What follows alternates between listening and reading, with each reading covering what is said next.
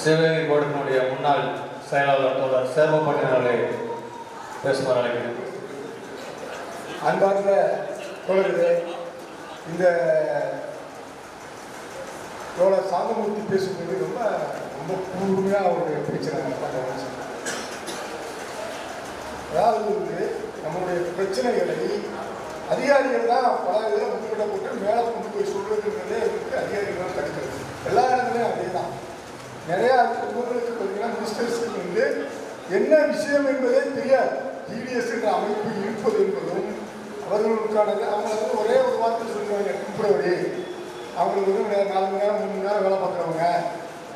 ஆனால் இங்கு நடக்கக்கூடிய யதார்த்தத்தை அவர்கள் பிரதிபலித்து சொல்வதில்லை. அதை வந்து அவர் சரியாக செய்திருக்கிறார். அவருக்கு வந்து நம்ம வந்து மிகப்பெரிய கைதட்டல் வந்து தம்பிதுரையை வச்சு நானும் வந்து ஒரு தடவை வந்து தம்பிதுரையை போய் சந்திச்சிருக்கோம். டெல்லியில் இருக்கும்போது ரொம்ப நல்ல மனிதர் அவர். அப்போ வந்து ஒரு கான்ஃபரன்சிங் ஒரு அமைப்பு இருந்தது. அதாவது கெஜெண்டர் ஆஃபீஸருக்கு ஒரு கான்ஃபரன்சிங் ஒரு அமைப்பு இருந்தது.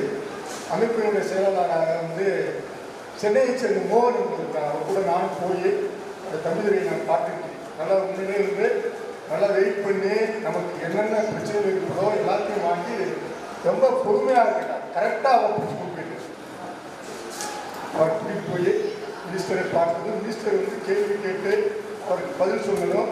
அவங்களுக்கு வந்து என்னென்னா தொடர்ச்சியாக ஃபாலோ பண்ணணும்.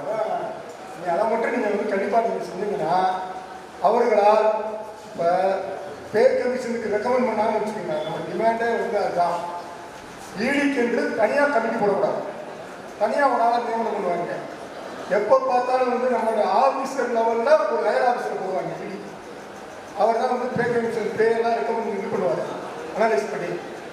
அவர் ஏற்கனவே அவருடைய மைண்ட் எப்படி இருக்கும், இவங்க என்னங்க கிராமப்புறங்களை 2 மணி நேரம் 3 மணி நேரம் வேலை பார்க்குறவங்க, டெம்பரரிவங்க அப்படிங்கிற மைண்டில் இருக்கக்கூடிய ஒரு அதிகாரிக்கு அவனே வந்துட்டு பே கமிஷனை வந்து சொல்லும்போது எப்படி இருந்தால் சொல்லுவாங்க.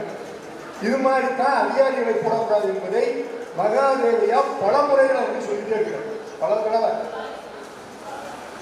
எப்படியாவது ஒரு நீதிபதி தலைமையில வந்து வேணும் இருக்கிறது. இதுக்கு முன்னால் ஒரே ஒரு முறை நீதிபதி தலைமையில வந்து சகூர்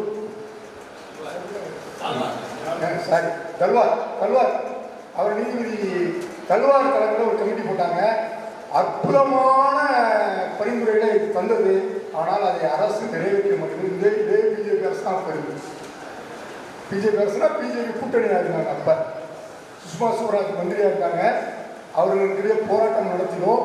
ஆனால் போராட்டத்தை நடத்தும் பொழுது இதே பிஜேபி தலைமையில் இருக்கக்கூடிய அரசு அப்போ முற்றிலுமாக அதை நிராகரித்து விட்டார்கள்.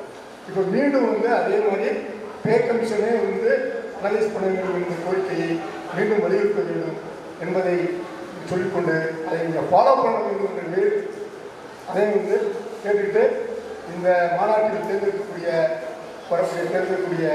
புதிய நிர்வாகிகளுக்கும் என்னுடைய வாழ்த்துக்களை தெரிவித்துக் கொள்கிறேன்.